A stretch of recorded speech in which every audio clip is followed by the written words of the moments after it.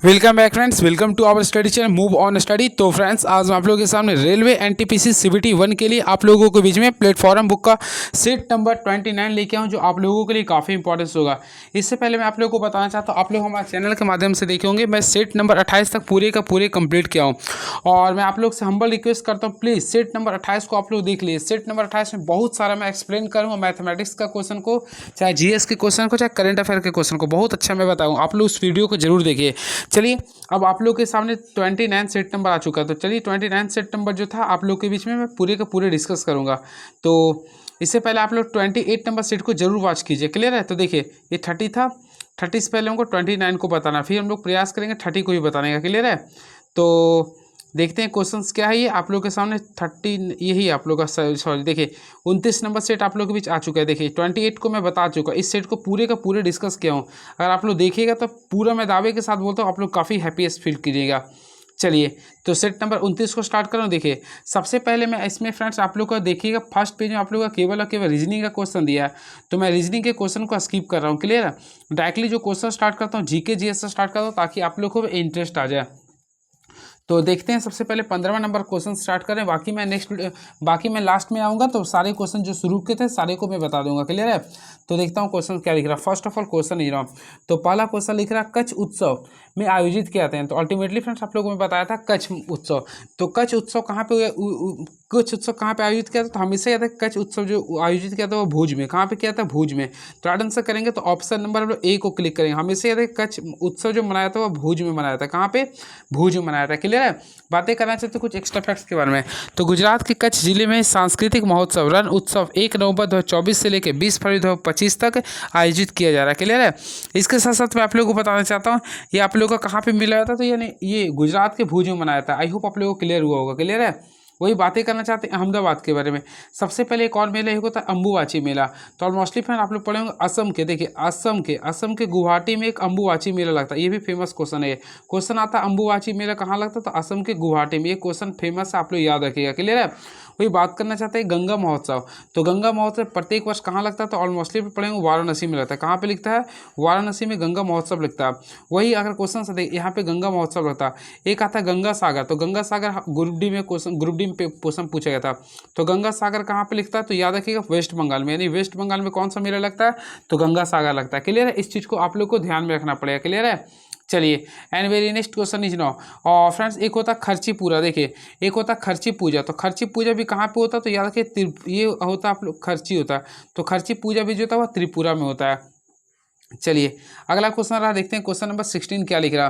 तो क्वेश्चन लिख रहा है, एक घरेलू नौकरानी अपनी 12 वर्षीय बेटी को स्कूल भेजने के बजाय एक आवासीय कॉलोनी में घर की सफाई की मदद में काम करवाती है। नौकरानी द्वारा किस मौलिक कर्तव्य का उल्लंघन किया रहा? देखिए फ्रेंड्स, लिख रहा है एक घरेलू नौकरानी अपनी 12 वर्षीय बेटी को स्कूल भेजने के बजाय एक आवासीय कॉलोनी में घर की सफाई करने में मदद करवाती है। तो नौकरानी द्वारा किस मौलिक कर्तव्य का उल्लंघन किया था? अल्टीमेटली फ्रेंड्स इसके बारे में मैं दिखाना चाहता हूँ। तो ये देखिए, पहला लिख ला आप लोग का, देश की रक्षा करना और देश की राष्ट्र की सेवा करना। ये तो खैर उल्लंघन जब कर रहा तो ऐसा तो नहीं हो सकता है। समरसता एवं समान भारतीय की भावना को प्रभाव, ये भी गलत होएगा। सार्वजनिक संपत्ति की सुरक्षा करना और हिंसा से दूर रखना, ये भी कैंसिल कर देंगे। अपने बच्चे को शिक्षा के अवसर प्रदान करना। तो देखिए, ये आप लोग लिख सकते हैं ऑप्शन नंबर डी, यानी कि वह किसका उल्लंघन करें? यानी अपने बच्चों को, यानी कि आप लोग ऑलमोस्टली पता है, आप लोगों को यहाँ पे लिखना पड़ेगा अपने बच्चों को शिक्षा का अवसर प्रदान करने से वो दूर भगा रहा। क्लियर है? सबसे पहले मैं बातें करना चाहता हूँ भारतीय संविधान का मौलिक कर्तव्य। तो अल्टीमेटली फिर भारतीय संविधान का मौलिक कर्तव्य जो जोड़ा गया था 1976 में जोड़ा गया था। 1976 में जोड़ा गया था, जो कि 42वें संविधान संशोधन द्वारा सरदार स्वर्ण सिंह समिति के आधार पर जोड़ा गया था। तो इसमें मैं फ्रेंड्स आप लोगों को बताना चाहता हूँ, भारतीय संविधान में आप लोगों को जिक्र किया जो ये मौलिक कर्तव्य इसके रिगार्डिंग होता है। क्लियर है? इसके तहत आप लोग को 51A के अनुसार बोला गया, भारत के प्रत्येक नागरिक का कर्तव्य होगा कि, देखिए इसमें आप लोग देखे होंगे ना, तो टोटल अगर आप लोग को बताना चाहता हूँ तो 51, देखिए 51 जो टोटल है ना, 51 कास्ट से लेकर पूरे 11 तक जिक्र किया गया। कास्ट से लेकर पूरे का पूरे 11 तक जिक्र किया गया। क्लियर है? अल्टीमेटली आप लोग इसके बारे में पढ़े भी होंगे, लेकिन मैं आप लोग को बताना चाहता हूँ, देखिए सबसे इंपॉर्टेंस होता है, देखिए इसमें 6 साल से, देखिए 6 साल से लेकर 14 वर्ष तक के उम्र के बच्चों को अपने बच्चों को शिक्षा का अवसर उपलब्ध कराना, यानी 6 से लेकर 14 साल के बच्चों को उम्र के बच्चों को शिक्षा का अवसर प्रदान करना जो होता है ना, वो आप लोग का एक प्रकार का क्या है, ये मौलिक कर्तव्य होता है, ये होता तो ये एक मौलिक कर्तव्य है। लेकिन इसको किस में जिक्र किया गया, तो अल्टीमेटली फ्रेंड्स मैं आप लोगों को बताना चाहता हूँ, यह मौलिक कर्तव्य को जो जोड़ा गया था वह 86वां संविधान संशोधन में जोड़ा गया था, जो कि 2002 में जोड़ा गया था, 2002 में जोड़ा गया था। क्लियर है। अब मैं आप लोगों को बताना चाहता हूँ इसमें देखिए 51 में तो बहुत सारा था, 51A में तो बहुत सारा था, लेकिन याद रखें ना 51A का, देखिए 51 का ये आप लोग का के में आता है। के में याद करने के लिए तरीका बोलेंगे, देखिए आप लोग शिक्षा यानी शिक्षा के जब प्राप्त करते हैं तो आप लोग को क्या आता है, नॉलेज आता है। क्या आता है, शिक्षा जब गेट करते हैं तो आप लोग के पास क्या आता है, नॉलेज आता है। तो के फॉर क्या आता है, नॉलेज। तो याद रखिएगा 6 से लेकर 14 वर्ष की उम्र के अपने बच्चों को शिक्षा देने का जो उपलब्ध जो करवाया गया वह 51A के में उपलब्ध कराया गया, जो कि 86वां संविधान संशोधन के द्वारा दिया गया था। क्लियर है। चलिए अब बातें करना चाहते हैं कुछ एक्स्ट्रा फैक्ट्स का। सबसे पहले फ्रेंड्स इसका 51A का, देखिए 51 का जो पहला टर्म होता है, यानी एक की बात करना चाहते हैं ना, इसमें बोला गया संविधान का पालन करे और उसके आदर्श संस्थाओं, राष्ट्रीय ध्वज अर्थात राष्ट्रीय गान का आदर करना, ये 51A का ए में आ गया, यानी पहला में आ गया। क्लियर है। उसके बाद आप लोग को बात करना चाहते हैं बी में, तो बी में कहा गया है स्वतंत्रता के लिए हमारे राष्ट्रीय आंदोलन को प्रेरित करने वाले उच्च आदर्शों को हृदय से संयोजन रखें और उसका पालन करें। वही बात करना चाहते हैं सी में सबसे इंपॉर्टेंस बोला कि भारत की संप्रभुता, एकता और अखंडता की रक्षा करना है। वही बात करना चाहते हैं डी का, तो डी में बोला गया देश की रक्षा करने के लिए। क्लियर है। और वही बात करना चाहते हैं ई में, तो ई में लिखा गया भारत के सभी लोगों को समरसता और समान मातृत्व की भावना का निर्माण करना है। एफ की बात करना चाहते हैं तो हमारी संस्कृति और गौरवशाली परंपरा का महत्व समझना होगा। अब बात करना चाहते हैं जी में, तो जी फॉर क्या होता है, प्राकृतिक पर्यावरण जिसके अंतर्गत वन होते हैं, झील, नदी, वन्य जीव आते हैं, सारी का क्या करना है, देखना है। क्लियर है। जी फॉर हो गया, जी फॉर जंगल भी याद कर सकते हैं। एच में रखा गया वैज्ञानिक दृष्टिकोण, मानकवाद, ज्ञान अर्जन और सुधार की भावना का विकार करना है। वही आई की बात करना चाहते हैं सार्वजनिक संपत्ति को सुरक्षित करना है, हिंसा से दूर रहना है। वही लास्ट जे की बात करना चाहते हैं, तो जे के होता है व्यक्तिगत और सामूहिक गतिविधियों के सभी क्षेत्रों में उत्कर्ष की ओर बढ़ने का प्रयास करना चाहिए। और लास्ट के, तो के फॉर नॉलेज हो गया, जो कि फ्रेंड 2002 में जोड़ा गया था। क्लियर है। 6 से लेकर 14 साल वाले बच्चों के लिए। आई होप आप लोगों को पूरे के पूरे मजा आ गया होगा सीखने में। क्लियर है। इस चीज़ को याद रखिएगा। देखिए देश की रक्षा करना, राष्ट्र की सेवा करना, फिर उसके साथ साथ संविधान का पालन करना, राष्ट्रगान का आदर करना। 51 का ए में आता है, का ए में आ गया समरसता और समान भातृत्व की भावना को बढ़ाए रखना। तो ये भातृत्व की बात करना चाहते हैं, तो इसके लिए भी जस्ट मैं आप लोग को बताया था, तो ये आप लोग का ई में आएगा। किस में आएगा, ये ई में आएगा। क्लियर है। वही सार्वजनिक संपत्ति की सुरक्षा करना, हिंसा से दूर रखना, तो ये आप लोग का आई में होगा। किस में आएगा, AEI। अब देखिए अपने बच्चों को शिक्षा का अवसर प्रदान करने के में आएगा। इस टाइप से अभी आप लोग याद कर सकते हैं। क्लियर है। चलिए अब नेक्स्ट क्वेश्चन देखते हैं क्या लिख रहा है ये। 1994 से शीतकालीन ओलंपिक पारंपरिक रूप से ग्रीष्मकालीन ओलंपिक के बाद होते हैं। तो फ्रेंड्स मैं आप लोगों को बताना चाहता हूँ 1994 से शीतकालीन ओलंपिक पारंपरिक रूप से ग्रीष्मकालीन ओलंपिक के 2 साल होते हैं, यानी कि प्रत्येक 2 साल बाद होते हैं। तो राइट आंसर करेंगे तो ऑप्शन नंबर सी को क्लिक करेंगे, तो option number C is the right answer. बातें करना चाहते हैं प्रथम शीतकालीन ओलंपिक का, तो फ्रेंड्स याद रखें प्रथम शीतकालीन ओलंपिक जो हुआ था वह 1924 में हुआ था। 1924 में हुआ था, जो कि फ्रांस में जो कि आयोजित किया गया था। कहाँ पे किया गया था, आयोजित किया गया था, फ्रांस में किया गया था। क्लियर है। आप पहला याद कीजिए क्वेश्चन अगर आता है सबसे पहली बार ओलंपिक कब खेला गया था, तो पहली बार जो ओलंपिक खेला गया था 1896 में किया गया था। क्लियर। इस चीज़ को आप लोग याद रखिएगा। लेकिन भारतीय टीम सबसे पहली बार भाग कब लिया था, तो याद रखिए भारतीय टीम पहली बार जो ओलंपिक में भाग लिया था 1900 में, यानी ग्रीष्मकालीन ओलंपिक में भारत पहली बार 1900 में भाग लिया था। और ये कहाँ पर हुआ था, तो अल्टीमेटली आप लोग पढ़े भी होंगे तो पेरिस में, यानी पेरिस ओलंपिक में भाग लिया था भारत पहली बार। क्लियर है। और शीतकालीन की बात करना चाहते हैं तो शीतकालीन में अगर बात करना चाहते हैं तो पहली बार जो भाग लिया था शीतकालीन ओलंपिक में 1964 में भाग लिया था। क्लियर है। इस चीज़ को आप लोग को ध्यान में रखना पड़ेगा। और ये फ्रेंड्स आप लोग को मैं बताना चाहता हूँ अंतर्राष्ट्रीय ओलंपिक समिति के पहली भारतीय महिला जो सदस्य बनी वह नीता अंबानी बनी। ये क्वेश्चन बहुत तगड़ा क्वेश्चन आ सकता है। तो पहला अंबानी, देखिए पहला भारतीय महिला जो सदस्य बनी है अंतर्राष्ट्रीय ओलंपिक समिति के नीता अंबानी बनी है। क्लियर। इस चीज़ को आप लोग को ध्यान में रखना पड़ेगा। क्लियर है। चलिए नेक्स्ट क्वेश्चन, कौन सा ग्रह सूर्य के सबसे नज़दीक है। देखिए सबसे पहले सूर्य के नज़दीक ग्रह के लिए आप लोग को मैं ट्रिक बताता हूँ। एम भैम, बोलिए एम भैम जेसन, तो एम भैम लिखेगा, एम भैम लिख देंगे, उसके तुरंत बाद हम लोग करेंगे जेसन। इस टाइप से आप लोग याद रखिएगा। क्लियर है। अब देखिए इस टाइप से अगर आप लोग याद करते हो तो यहाँ पे बीच में आता, देखिए यहाँ पे यहाँ पे क्षुद्र ग्रह आता है, यानी कि मार्स और जुपिटर के बीच में ये 4 जो ग्रह होते हैं ये इंटरनल होता है, यानी इनर प्लैनेट बोलते हैं। मरकरी हो गया, वेनस हो गया, अर्थ हो गया और मार्स हो गया। क्लियर है। इसके बाद जुपिटर हो गया, सैटर्न हो गया, यूरेनस हो गया, नेपच्यून, ये आउटर आते हैं। आई होप आप लोगों को क्लियर हुआ होगा। क्लियर है? तो बोला इसमें क्वेश्चन बोल रहा सबसे दूर में कौन था, तो एन फॉर नेपच्यून था, तो नेपच्यून यानी कि अरुण ग्रह होता है। तो ऑप्शन नंबर ए को क्लिक करेंगे, तो ऑप्शन नंबर ए को क्लिक कर देंगे। क्लियर? आई थिंक आप लोगों को क्लियर हो गया होगा। सबसे नज़दीक कौन होते हैं, तो बुध ग्रह होते हैं, जिसको पूरा पृथ्वी सूर्य का परिक्रमा करने में 88 दिन लगते हैं। क्लियर है? चलिए अगला क्वेश्चन, भारत सरकार ने ग्रामीण क्षेत्रों को उच्च गति के इंटरनेट नेटवर्क से जोड़ने के लिए और डिजिटल साक्षरता में सुधार के लिए डिजिटल इंडिया कार्यक्रम कब शुरू किया था। और मोस्टली फ्रेंड्स आप लोगों को पता होगा भारत भी क्या एक डिजिटल बन गया। तो ये जो स्टार्ट किया था डिजिटल इंडिया कार्यक्रम जो स्टार्ट किया था 1 जुलाई 2015 से चालू किया था, 1 जुलाई 2015 से। तो ऑप्शन नंबर डी को क्लिक करेंगे। क्लियर है? तो याद रखिए 1 जुलाई 2015 से किया था। बात करना चाहते देखिए 25 सितंबर 2024 से। तो अल्टीमेटली फ्रेंड्स आप लोगों को पता होगा 25 सितंबर 2024 से जो कि सबसे फेमस मेक इन इंडिया, देखिए मेक इन इंडिया जो चालू किया गया था, मेक इन इंडिया जो चालू किया गया था 25 सितंबर 2014 से चालू किया था। मैं 24 बोल दिया था, 2014 से चालू किया गया था। क्लियर है? चलिए बहुत सारे स्कीम चालू है लेकिन कुछ कुछ ही को हम लोग को याद करना है। देखिए भारत के पूर्वी तट पर स्थित इनमें से किस स्थान पर अंग्रेजों ने 1611 में पहला कारखाना खोला था। ऑप्शन लिख रहा है मसूलीपट्टनम, तूतीकोरिन, मद्रास या यानम। तो फ्रेंड्स इसके लिए याद रखिएगा भारत में सबसे पहले अंग्रेजों ने 1611 में खोला था। याद रखिएगा कहाँ पर खोला था, पूर्वी तट में। तो पूर्वी तट की बात करना चाहते तो मसूलीपट्टनम में खोला था, मसूलीपट्टनम में। तो ऑप्शन नंबर ए को क्लिक करेंगे। क्लियर है? चलिए कुछ एक्स्ट्रा फैक्ट्स बताना चाहते हैं। तो दक्षिण भारत में अंग्रेजों का प्रथम कारखाना मसूलीपट्टनम में खोला गया था। क्लियर है? और ये बात करते हैं अंग्रेजों का भारत में प्रथम कारखाना जो खोला गया था वह 1608 में। देखिए अंग्रेजों का भारत में प्रथम जो कारखाना जो खोला गया था वह 1608 में खोला गया था। 1608 में सूरत में खोला गया था। कहाँ पे खोला गया था? सूरत में खोला गया था। क्लियर है?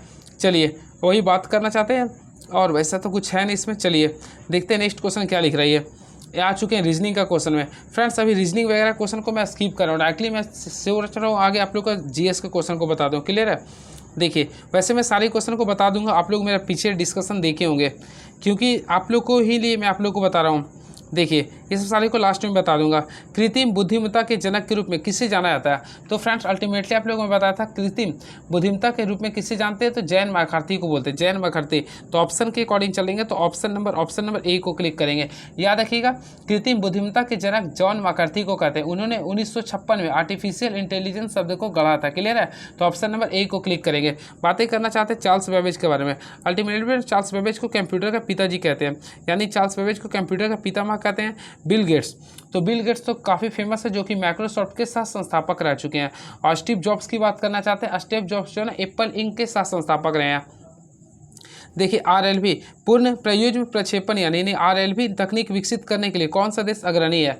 तो फ्रेंड्स याद रखिए इसका जो आप लोग का आता है यूएसए आता है। कौन सा आता? यूएसए यानी कि संयुक्त राष्ट्र अमेरिका। संयुक्त राष्ट्र अमेरिका तकनीकी विकसित करने में सबसे अग्रणी देश है। क्लियर है? तो ऑप्शन नंबर देखेंगे तो ऑप्शन नंबर सी को क्लिक करेंगे। चलिए अगला क्वेश्चन देखते हैं आप लोग के बीच में क्या है। अभी मैं केवल आप लोग भी जो मैं बोला उसी के अकॉर्डिंग करूंगा। 35वां क्वेश्चन के चल रहा हूँ। संविधान के इसमें से किस अनुच्छेद में केंद्रीय बजट को वार्षिक वित्तीय विवरण के रूप में संदर्भित किया गया? तो फ्रेंड देखिए यहाँ पे बातें करना चाहता हूँ सबसे पहले केंद्रीय बजट। तो संविधान देखिए भारतीय संविधान में बजट का प्रावधान नहीं किया गया। देखिए बजट शब्द का उल्लेख नहीं किया गया, लेकिन बताना चाहता हूँ वार्षिक केंद्रीय बजट के रूप में इसे शो करते हैं। क्लियर है? तो ये आर्टिकल नंबर देखिए भारतीय संविधान में बजट का जिक्र नहीं किया गया लेकिन वार्षिक वित्तीय विवरण का जिक्र किया जो कि आर्टिकल नंबर 112 के तहत किया गया, 112 के तहत किया गया। क्लियर? इस चीज़ को याद रखिएगा। और याद रखिएगा भारत में बजट राष्ट्रपति के नाम से वित्त मंत्री द्वारा प्रस्तुत किया था, यानी कि भारत में जो बजट पेश किया था राष्ट्रपति के नाम पे वित्त मंत्री द्वारा प्रस्तुत किया था। क्लियर है? अब बातें करना चाहते हो भारत में पहला बजट। तो ऑलमोस्टली फ्रेंड भारत में स्वतंत्र भारत का पहला जो बजट पेश किया गया था वह 26 नवंबर को। देखिए मैं लिख देता हूँ 26 नवंबर 1949 को, 1949 बोलते हैं, 26 नवंबर 1947 को स्वतंत्र भारत का पहला बजट सस्नेकम सेट्टी के द्वारा बजट पेश किया गया था। वही गणतंत्र भारत की बात करना चाहते हैं तो इसमें भी बात करना चाहते हैं तो अल्टीमेटली में 1950 में यानी 26 जनवरी 1950 के यानी 1950 में आई थिंक लगता है 26 नवंबर 1950 को ही जॉन मथाई के द्वारा पेश किया गया था। और सबसे ज़्यादा जो बार जो बजट पेश किया गया तो प्रधानमंत्री के रूप में तो नहीं बताऊंगा, लेकिन आप लोगों को मोरारजी देसाई, सबसे ज़्यादा मोरारजी देसाई ने अब तक सबसे ज़्यादा आई थिंक 10 बार बजट पेश किए हैं, तो प्रधानमंत्री के रूप में भी रखे और वित्त मंत्री के रूप में भी। और हाल फिलहाल में जो बजट पेश किया गया था निर्मला सीतारमण ने पेश किए थे, इस चीज़ को भी आप लोग को याद रखिएगा। बजट का क्या होता है, चमड़े का थाली होता है, थैला होता है, क्लियर है, और एक फ्रेंच लैंग्वेज होता है। तो आर्टिकल 112 को मैं डिस्कस पूरे का पूरा कर दिया हूँ। बातें करना चाहते हैं कुछ एक्स्ट्रा फैक्ट्स का, तो और भी इसमें कुछ वैसा नहीं है, याद रखिएगा। सबसे पहले बजट भारत में सर्वप्रथम 18 फरवरी 1860 को प्रस्तुत किया गया था, क्लियर है। और चार्ल्स विल्सन को भारत में बजटीय प्रणाली का जनक भी कहते हैं, इस चीज़ को भी आप लोग याद रखिएगा। इसके साथ साथ फ्रेंड्स आप लोग को बताना चाहता हूँ 1924-25 में साधारण बजट से रेल बजट को अलग किया गया था। ये क्वेश्चन आता है कि साधारण बजट से रेल बजट को कब अलग किया गया था, तो 1924-1925 के दौरान, क्लियर है। और 2017 में ये भी क्वेश्चन आता है, 2017 के बजट में रेल बजट को साधारण बजट के साथ मिला दिया, यानी कि 24-25 में हटा दिया, 17 में क्या किए, मर्ज कर दिए, ठीक है। चलिए नेक्स्ट क्वेश्चन, तो निम्नलिखित कौन सा महाराष्ट्र का लोक नृत्य है। तो फ्रेंड्स देखिए हम लोग देखना चाहते हैं तो लावनी, लावनी जो होता है एक महाराष्ट्र का लोक नृत्य है। तो ऑप्शन नंबर जाएंगे तो ऑप्शन नंबर सी को क्लिक करेंगे, क्लियर है, इस चीज़ को याद रखिएगा।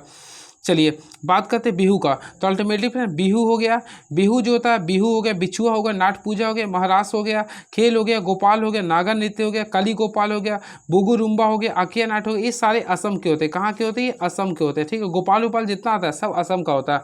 फिर से अगेन आई रिपीट, बिहू हो गया, बिछुआ हो गया, नट पूजा हो गया, महारास हो गया, खेल, गोपाल, इसके साथ साथ बात करना चाहते हैं नागर नृत्य, काले गोपाल, ये सारे आप लोग का असम के लिए आते हैं, क्लियर है, इस चीज़ को आप लोग याद रखिएगा। चलिए बात करना चाहते हैं इसमें और भी कुछ वैसा मांडो, तो फ्रेंड्स याद रखिए मांडो जो आप लोग का आता है वह गोवा का नृत्य होता है। कहाँ के आता है, गोवा का नृत्य होता है, क्लियर है। चलिए अब नेक्स्ट क्वेश्चन देखते हैं कि क्या लिख रहा है ये। तो नेक्स्ट क्वेश्चन एक आता है बाउल, तो फ्रेंड्स याद रखिए बाउल, तो बाउल जो होता है ये आप लोग का पश्चिम बंगाल का होता है। बाउल कहाँ का है, ये पश्चिम बंगाल का है। चलिए देखते हैं नेक्स्ट क्वेश्चन क्या लिख रहा है। निम्नलिखित में से किस अधिनियम ने भारत में कंपनी के व्यापारिक एकाधिकार को समाप्त कर दिया, इसे चाय के अलावा सभी ब्रिटिश अधीनस्थ कारोबारी के लिए खोल दिया था। तो फ्रेंड्स याद रखिएगा इसके अकॉर्डिंग पहला भारत परिषद अधिनियम, ये आप लोग का गलत हो जाएगा, 1773 भी नहीं था, तो इसका राइट आंसर होगा ऑप्शन के अकॉर्डिंग 1813 चार्टर अधिनियम।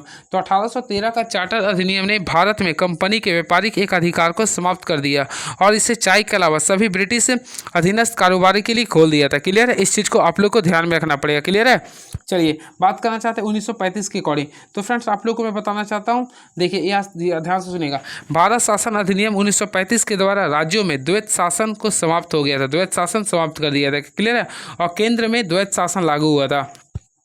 चलिए नेक्स्ट क्वेश्चन, तो नेक्स्ट क्वेश्चन देखते हैं क्या लिख रहा। अब लग रहा मैथ भी बता दें, तो चलिए देखते हैं मैथ्स क्या क्वेश्चन क्या लिख रहा था।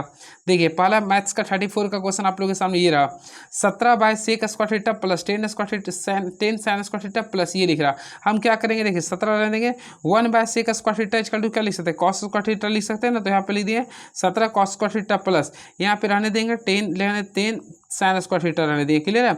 अब देखिए यहाँ 7 है 7, अब बताइएगा 1 plus cot square theta equal to क्या होता है, कॉसेक स्क्वायर थीटा होता है, और कॉसेक यहाँ पे लीजिए मान लीजिए कि कॉसेक स्क्वायर थीटा लीजिए, क्लियर है। अब देखिए अगेन आई रिपीट, यहाँ पे हम लोग क्या करते हैं, देखिएगा यहाँ पे हम लोग इसका स्टेप को देखिए, थोड़ा एक स्टेप हम जंप कर रहे हैं, ठीक है, थोड़ा सा ध्यान दीजिएगा। सबसे पहले 17 रहने दिए, 1/sec square theta equal to क्या लिखेंगे, cos स्क्वायर थीटा लिख देंगे। वही बात करना चाहते हैं 10 sin स्क्वायर थीटा था, तो 10 sin स्क्वायर थीटा कर दिए, क्लियर है। अब देखिए 7 है 7 रहने दिए। आप लोग बताइए यहाँ पे 1/cot square theta equal to क्या होता है, cosec स्क्वायर थीटा होता है, 1/cosec square theta equal to क्या लिख सकते हैं, sin स्क्वायर लिख सकते हैं ना। तो अब यहाँ देखिए यहाँ पे हम लोग देखना चाहते हैं, ये आप लोग का लिख रहा है 17 cos स्क्वायर थीटा, तो 17 cos स्क्वायर थीटा रहने दिए। अब ये देखिए 10 और 7 17, तो यानी कि 17 आ गया, यहाँ भी 17 sin स्क्वायर थीटा आ गया। अब आप लोग बताइए, देखिए यहाँ पे सिंपल अर्थ है, अगर आप लोग 17 को कॉमन लेते हैं, 17 को कॉमन ले लेते हैं तो आप लोग बीच में क्या बच गया, cos square theta plus sin square theta बच गया, cos square theta plus sin square theta. अब आप लोग खुद से बता सकते हैं, देखिए काफ़ी इजी कर दिया हूँ मैं, 17 अब sin square theta into cos square theta value क्या होता है 1 होता है, तो फ्रेंड्स 17 को 1 से गुना करेंगे क्या आएगा 17। तो राइट आंसर अगर देखेंगे तो ऑप्शन नंबर ए को क्लिक करें। देखिए इस टाइप से आप लोग को बनाना था, क्लियर है। चलिए 120 के भाजकों की संख्या कितनी होगी, देखिए सबसे पहले 120 का हम लोग क्या करेंगे, इसको प्राइम फैक्टराइज डिवाइड करेंगे तो 2 का टेबल में कितना टाइम्स आएगा 60 टाइम्स आएगा। फिर 2 का टेबल में करेंगे, आई थिंक ये 30 आता नहीं, हाँ। फिर 2 का टेबल में करेंगे 15 आता है। अल्टीमेटली इसको 3 से करेंगे तो 5 बार में आएगा। तो यहाँ पे 2 का पावर है तो 2 का पावर में 3 आ रहा, फिर 3 इंटू 5 करेंगे। अब याद रखिएगा भाजकों की संख्या बोलता है ना, तो जो पावर होता है उसमें एक जोड़ देते हैं। तो क्या करेंगे, देखिए आप लोग का 3 दिख रहा तो 3 में एक जोड़ देंगे यानी 4 हो गया। फिर हम लोग क्या करेंगे, उसको गुना करेंगे। इसके ऊपर 1 था, इसके ऊपर 1 है तो 1 1 क्या होता है 2 हो गया गुना। फिर 1 के पावर 1 है तो 1 1 जोड़ देंगे 2, तो 4 दूनी 8 दूनी 16। तो इसका राइट आंसर होगा 16, जो कि ऑप्शन नंबर ए को क्लिक कर देंगे। क्लियर है। चलिए और भी देखते हैं मैथ्स क्या लिख रहा है। एक गोले की त्रिज्या में 20% की वृद्धि की जाती है तो इसके आयतन में कितना प्रतिशत की गणना करना। ओ तो आयतन में प्रतिशत की गणना करना। सबसे पहले गोले का आयतन क्या होता है 4/3 पाई आर क्यू। आई थिंक देखिए आप लोग का रेट क्या लिखा था 10% लिख रहा था, 20% था ना, तो इसको तोड़ेंगे तो 1/5 आएगा। ठीक है, तो हम लोग क्या करेंगे 5 आप लोग का बेस प्राइस है। अब 1 रुपया हमेशा बढ़ा था, 5 से क्या होगा 6, फिर 5 से क्या करेंगे 6, फिर हम लोग क्या करेंगे 5 से 6 हो गया, ये आप लोग का आर क्यूब होता है ना। अब हम लोग क्या करेंगे 5 का 3 बार करेंगे तो क्या करेंगे 125 कर देंगे, और 6 का करेंगे तो 216 हो गया। क्लियर है। अब 216 में से 125 को माइनस करेंगे तो आप लोग के बीच में आएगा 91 आएगा। अब यहाँ पे बेस ब्रास कितना था 125 था, गुना क्या करेंगे 100। तो देखिए 25 चौक 100 हो गया, 25 25 125, तो 91 को 4 से गुना करेंगे, टोटल सॉल्व करेंगे तो 72.8% आएगा। क्या आएगा 72.8%। तो राइट आंसर देखेंगे तो ऑप्शन नंबर सी को क्लिक करेंगे तो 72.8% is the right answer. Next question, ये तो इजी क्वेश्चन है फ्रेंड्स, आप लोग बना लिए होंगे। तो इसमें आप लोगों को केवल और केवल सॉल्यूशन करना था। सबसे पहले क्रॉस मल्टीप्लिकेशन के अकॉर्डिंग आप लोग देख सकते थे। तो अगर हम लोग चलिए बना ही देते हैं, देखिए उसके बाद आप लोग बात करिएगा हमसे। देखिए 3 को 5x से गुना करेंगे तो कितना आएगा 15x आएगा, प्लस 3 3 जा कितना होता है 9y होता है। फिर करेंगे तो 7 5 कितना हो गया 35x हो गया, माइनस 7 क्या होता है 21y हो गया। और हम लोग क्या करेंगे 15x में से 35x को घटाएंगे तो फ्रेंड्स 15x में से 35 को घटाएंगे तो 20x बचेगा, इक्वल टू माइनस 20y, यहाँ पे करेंगे तो माइनस 30y हो गया। क्लियर है। ये दोनों कैंसिल कर देंगे तो यहाँ पे आप लोग आएगा 4x बराबर क्या लिखेंगे 6y। आई होप क्लियर होगा। तो यहाँ से हम लोग x और y का रेशियो निकालेंगे तो x और y का रेशियो निकालेंगे तो 3:2 आएगा। क्या आएगा 3:2 आएगा। तो इसका ऑप्शन के अकॉर्डिंग देखें तो ऑप्शन नंबर डी को क्लिक कर देंगे। देखिए ये सरल करना था तो अल्टीमेटली इसको सॉल्व कर लिए होंगे आप लोग। तो इसको सॉल्व कर लिए तो -47 आएगा, इसको बनाने के लिए ज़रूरत नहीं था। एक और क्वेश्चन है, एक बेईमान विक्रेता क्रय मूल्य का 10% हानि पर एक वस्तु बेचता है, ठीक है, लेकिन 50 ग्राम के स्थान पर 40 ग्राम का बाट का प्रयोग करता है तो लाभ प्रतिशत ज्ञात करें। जब इस टाइप्स का क्वेश्चन आता है ना, आप लोग देखिए 10% के हानि पर एक वस्तु को बेचता है, ठीक है, तो आप 50 ग्राम के स्थान पर 40 ग्राम का वजन का यूज करता है तो 10% आगे हानि का प्रयोग करता है ना पे बेचता है। तो देखिए बताइए एसपी का वैल्यू कितना लिख रहा है 10% हानि जब कर रहे हैं तो 90 रुपये हो जाएगा। जब मान लीजिए कि देखिए सबसे पहले देखिए यहाँ पे लिख रहा है 50 ग्राम, तो मान लीजिए कि 50 ग्राम सामान के लिए क्रय मूल्य कुछ नहीं होगा तो शुरू में क्या 100 मानिएगा ना, तो ये मान लेंगे। उसी के अकॉर्डिंग हम लोग एसपी मानेंगे तो कितना 10% हानि में मान रहा, तो यहाँ पर 90 लिखेंगे, बिल्कुल लिखेंगे। अब क्या करेंगे यहाँ पे देखिए 50 ग्राम सामान विक्रय मूल्य के लिए तो हम लोग यहाँ पे 90 लिखेंगे। क्लियर है, गुना। तो यहाँ पे हम लोग क्या करेंगे 50 के लिए तो 50 को क्या करेंगे यहाँ पे 40 का यूज करते हैं तो यहाँ 40 से करेंगे तो यहाँ पे टोटल सॉल्व करेंगे तो 112.5 आ रहा है। क्लियर है। अब क्या करेंगे लाभ निकालना था तो 112.5 में से 100 को घटा देंगे तो फ्रेंड्स आप लोग को बचेगा 12.5 बचेगा। क्या बचेगा 12.5 बचेगा। अब हम लोग क्या करेंगे देखिए 12.5 बच गया। अब रिमाइंडर में कितना था नीचे आप लोग का था 100, गुना क्या करेंगे 100, तो यहाँ से कैंसिल करेंगे तो अल्टीमेटली क्या बचेगा 12.5% बचेगा। तो राइट आंसर करेंगे तो 12.5% इज द राइट आंसर। चलिए इतना मैं मैथ्स बता दूँ बीच में ताकि आप लोग को माइंड फ्रेश कर दूँ। क्लियर है। अब आते हैं देखते हैं जीएस का क्वेश्चन में।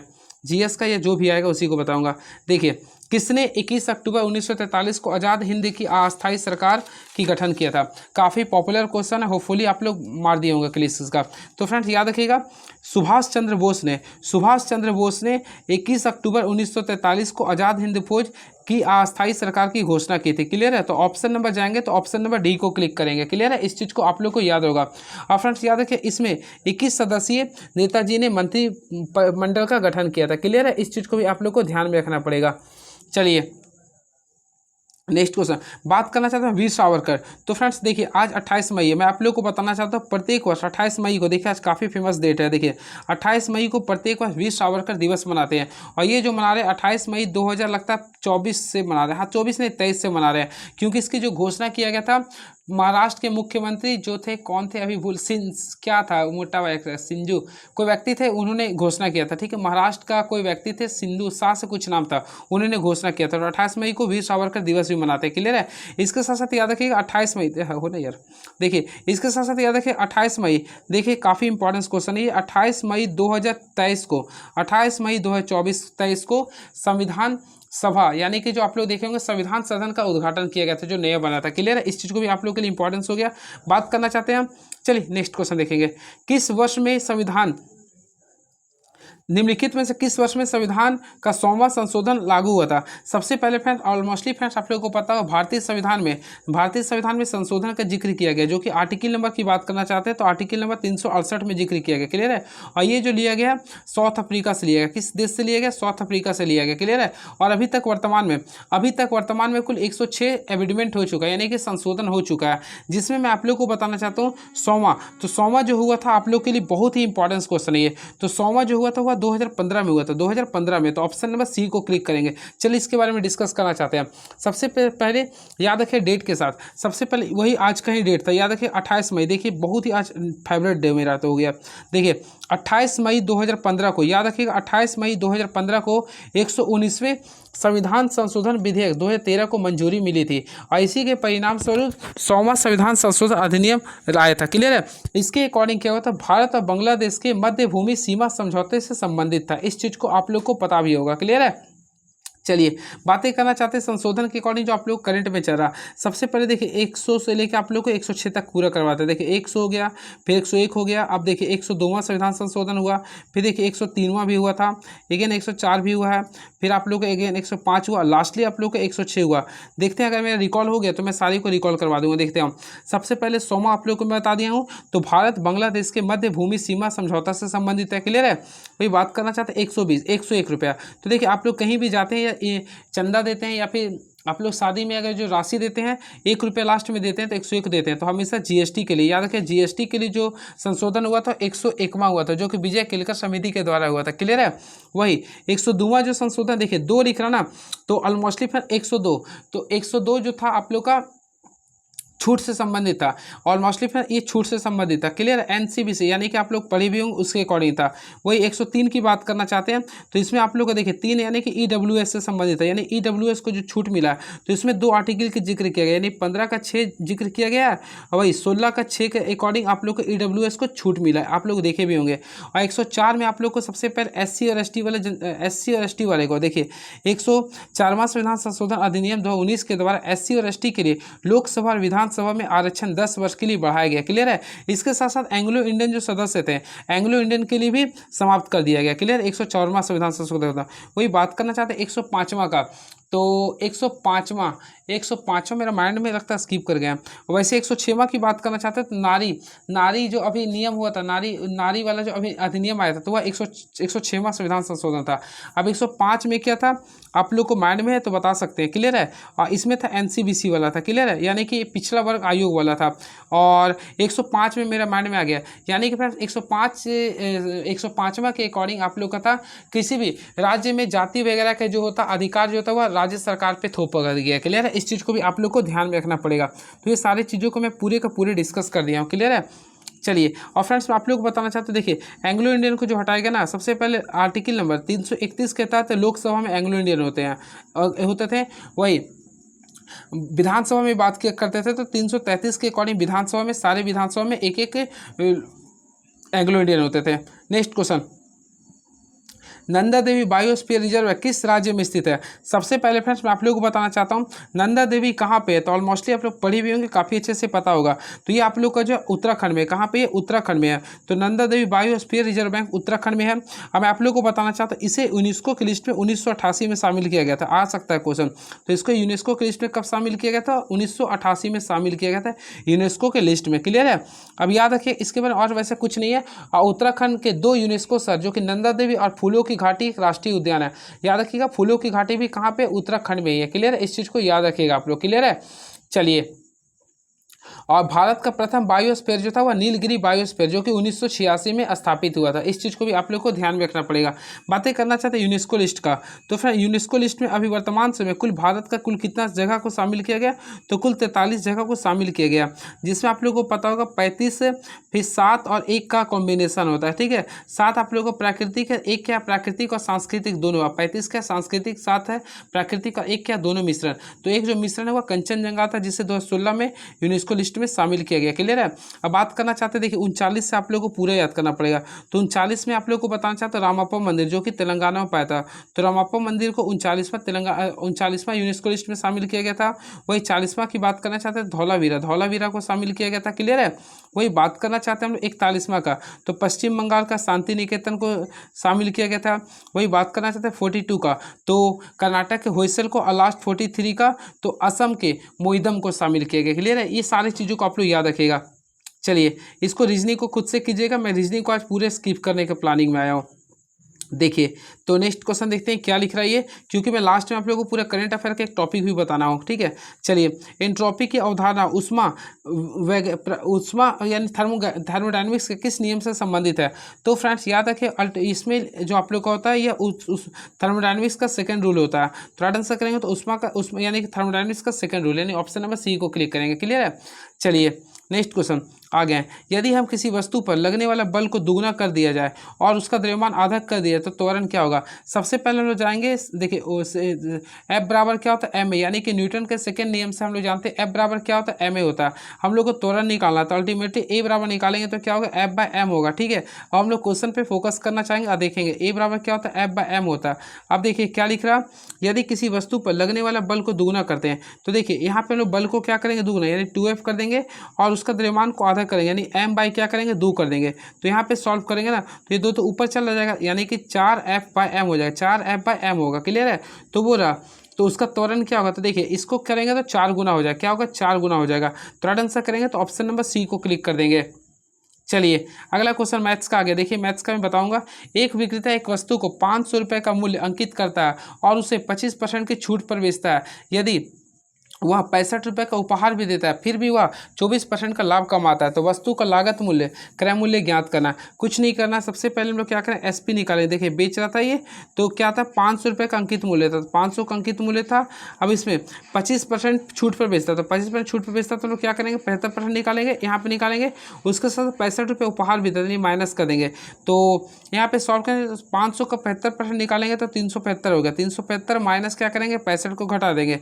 तो यहाँ पे अगर हम लोग करेंगे ना तो टोटल आएगा 310 रुपये आएगा। क्या आएगा 310 आएगा। हम लोग को निकालना है सीपी के लिए, तो फ्रेंड्स हम लोग सीपी के लिए निकालेंगे तो सबसे पहले 310 है गुना क्या करेंगे 100। ठीक है, अब यहाँ पे 24% लाभ था, तो यानी 124 करेंगे। तो इसके अकॉर्डिंग अगर आप लोग पूरे सॉल्व करते हैं तो रुपीस आएगा 250 रुपये आएगा। क्लियर है। तो राइट आंसर करेंगे 250, जो कि ऑप्शन नंबर सी को क्लिक कर सकते हैं। यदि 6 क्रमगत सम संख्याओं का औसत 183 है तो सबसे छोटी संख्या ज्ञात करना है। कुछ भी नहीं करना है। देखिए सबसे पहले आप लोग को 183 के अकॉर्डिंग है ना, तो इसका ट्रिक होता है। देखिए सम के लिए सम वाला कंफ्यूज में कर गया, देखता हूँ मैं। देखिए सबसे पहले सम संख्या 2 लेंगे, फिर 4 लेंगे, फिर 6 लेंगे, फिर आप लोगों के सामने 8 लेंगे, फिर 10 लेंगे, फिर 12 लेंगे। देखिए टोटल हो गया 6 1 2 3 4 5 6 हो गया। तो यहाँ पे हम लोग क्या हुआ, यदि 6 क्रमगत सम संख्याओं का औसत 183 है, तो देखिए 6 का पूरा 183 है, तो इसके बीचों बीच अगर हम लोग जाएंगे, देखिए इतना हम लोग 6 तो संख्या लेंगे, लेकिन इसके बीचों बीच देखेंगे तो कौन आएगा। तो मान लेते हैं बीचों बीच 7वां पोजीशन पे आता है ना फ्रेंड, तो इसका वैल्यू आप लोग के सामने 183 आ गया। क्लियर है। तो बोला सबसे छोटी क्या होगी, तो यहाँ पे हम लोग करें 183 आ गया। अब यहाँ बताइए क्या 182। अब यहाँ पे क्या आता है 182 से यहाँ पे कम कीजिए ना, तो यहाँ पे 182 में से यहाँ पे 182 180 आ गया। 180 में से 2 घटाइए तो कितना आएगा 178 आ गया। देखिए तो इसका राइट आंसर होगा 178। लेकिन आई रिपीट, देखिए सबसे पहले आप लोगों को क्या करना हो नहीं यार, हाँ hello hello hello hello hello, हाँ नहीं हो रहा क्या ये, हाँ देखिए सबसे पहले आप लोगों को 6 क्रमगत था, तो देखिए आप लोगों का सम संख्या था तो 2 लिख दिए, 4 6 8 10 12 6 संख्या ले लिए। आप लोगों का सम औसत बोल रहा था, तो इसके बीच वाला संख्या ले रहे थे। देखिए ये 3 हो गया, ये 3 हो गया, तो तीनों के बीच में आप लोग यहाँ पे बीच घुसा दिए, तो इसका औसत लिख रहा था 183, तो 183 लिख देंगे। क्लियर है। और हम लोग इसके पीछे आते हैं, तो देखिए इसके बीच अगर आते हैं तो देखिए 1 घटाएंगे तो क्या बचेगा 182, तो यहाँ पे क्या बचेगा 182। फिर यहाँ घटाएंगे तो 2 का डिफरेंस आता है, यानी 180 आ गया। और लास्ट जो पहला संख्या तो यहाँ पे 2 घटाएंगे तो क्या आएगा 178। तो फ्रेंड इसका राइट आंसर आएगा 178। क्या आएगा 178। तो सबसे छोटी संख्या देखेंगे तो 178, जो कि ऑप्शन नंबर डी को क्लिक कर सकते हैं। ठीक है, चलिए एक कार्य को लिख रहा है, एक कार्य को 3 पुरुषों द्वारा 16 दिनों में पूरा किया जाता है और उसी कार्य को 6 महिलाओं द्वारा 16 दिनों में पूरा किया जाता है। यदि 12 पुरुष और 8 महिलाएं एक साथ काम करते हैं तो उन्होंने कार्य कितने दिन में पूरा किया। सबसे पहले इसको रेशियो में लाएंगे। देखिए सबसे पहले 3 मैन है तो 3 मैन कर देंगे। 3 मैन किसी कार्य को कितना दिन में करा, 16 दिन में। अगेन आई रिपीट, फिर लिखा 6 पुरुष यानी 6 महिला किसी कार्य को 16 दिन में करा। 16 16 कैंसिल हो गया, 3 का पाला में 6 2 बार में आता है। तो यहाँ से हम लोग एम और डब्ल्यू का रेशियो निकालेंगे। तो फ्रेंड एम और डब्ल्यू का अगर रेशियो निकालेंगे तो यहाँ पे 2:1 आएगा। क्या आएगा 2:1 आएगा। क्लियर है। अब हम लोग क्या करेंगे, यहाँ पे लिख रहा यदि 12 पुरुष और 8 महिला एक साथ काम करते तो उन्होंने कार्य कितने दिन में पूरा किया। कुछ भी नहीं करना। देखिए ये तो आप लोग 2:1 ला दिए, तो यानी एम का क्या था, देखिए मैं लिख देता हूँ साइड से। एम का 2 था और वुमेन्स का 1 था। अब यहाँ पे देखिएगा, यहाँ पे सॉल्व करना पड़ेगा। सबसे पहले हम लोग क्या करेंगे, देखिए एक के लिए इक्वल करेंगे। सबसे पहले हम लोग क्या करेंगे, देखिए 3 है, 3 मैन के लिए, तो मैन का वैल्यू कितना था 2 है, तो 3 मैन कर देंगे गुना, ये कर रहा था 16 दिन में 16 दिन कर देंगे। अब टोटल के लिए करेंगे तो 12 मैन लिख रहा है, 12 कर देंगे। मैन का एफिशिएंसी था 2 + 8, वुमेन का एफिशिएंसी 1 था, ये कर देंगे। अब देखिए कितना दिनों में काम करेंगे, तो एक्स मान लिए। अब आप लोग सॉल्व कर लिए तो 3 दूनी 6, 16 को 6 से गुना करेंगे, कितना होगा अल्टीमेटली 96 होगा। अब सॉल्व कीजिए ना, बराबर 12 को 2 से गुना किया कितना आ गया 24 आ गया, प्लस 8 एकम क्या होता है 8 होता है। अब हम लोग सॉल्व करेंगे तो फ्रेंड इसको पूरे का पूरे सॉल्व करेंगे तो यहाँ पे कितना आ रहा है 96 आ रहा है। अब यहाँ पे देखेंगे तो बताइए 24 और 8 कितना होता है 32, तो 32 यहाँ पे एक्स आ गया। तो 32 का पाला में 96 कितना बार में आता है 3 बार में आता है। तो फ्रेंड्स यहाँ पे एक्स का वैल्यू यानी दिन का वैल्यू कितना ला दिए 3 दिन। तो राइट आंसर जाएंगे तो ऑप्शन नंबर ए को क्लिक करेंगे, जो कि आप लोग के सामने 3 डेज आ रहा है। क्लियर है। चलिए and next question is now वार्षिक संयोजित चक्रवृद्धि ब्याज पर 2 वर्षों में 25,000 रुपये की राशि यदि क्रमगत वर्षों के लिए ब्याज दर 4% और 5% प्रति वर्ष होती है तो इसके लिए आप लोगों को करना, देखिए क्रमगत के लिए लिख रहा ना, तो हम लोग क्या करेंगे सी प्लस यानी कि 4 + 5 कर देंगे, दोनों को मल्टीप्लाई कर देंगे, फिर यहाँ पे गुना कर देंगे, यानी क्रमगत के लिए लिखा इस टाइप से हम लोग कर देंगे। अब यहाँ पे अगर हम लोग देखेंगे वैल्यू इसका परसेंटेज निकालेंगे तो 4 5 कितना 9। अब यहाँ सॉल्व करेंगे टोटल आएगा 9.2% आएगा। क्या आएगा 9.2%। तो हम लोग क्या करेंगे, देखिए टोटल आप लोग का था 25,000 था ना, तो 25,000 रुपये जो 25,000 रुपये जो था ना इसका 9.2% निकालेंगे। होपफुली फ्रेंड्स अगर आप लोग निकालते हैं तो आप लोग के सामने आएगा 27300 यानी कि 27,300 रुपये आएगा। तो ऑप्शन के अकॉर्डिंग चलेंगे ना तो ऑप्शन नंबर डी को क्लिक कर देंगे। त्रिभुज एबीसी की भुजाओं AB और AC को क्रमशः बिंदु D और E तक बढ़ाया जाता है। एंगल CBD और एंगल BCE को समद्विभाजक P पर मिलते हैं। यदि एंगल A बराबर 72 डिग्री है तो P का मान ज्ञात करना। कुछ भी नहीं करना, इसका ट्रिक में बताना। देखिए सबसे पहले आप लोग को एंगल ABC बनाना है, ठीक है। तो यहाँ पे हम लोग छोटा में बना दिए, देखिए इसको मिला रहे थे तो देखिए मान लीजिए कि आपका ये A है, आपका ये क्या है ये B है, ये C है। अब देखिए AB और AC को बिंदु D और E तक बढ़ा दिए, तो बिंदु D तक बढ़ा दिए और बिंदु E तक बढ़ा दिए। अब लिख रहा CBD, तो फ्रेंड्स यहाँ पे आप लोग थोड़ा सा कंसंट्रेट कीजिए। CBD यानी CB, अब यहाँ पे D लिखा है यानी CBD और BCE को P पर मिलाते हैं।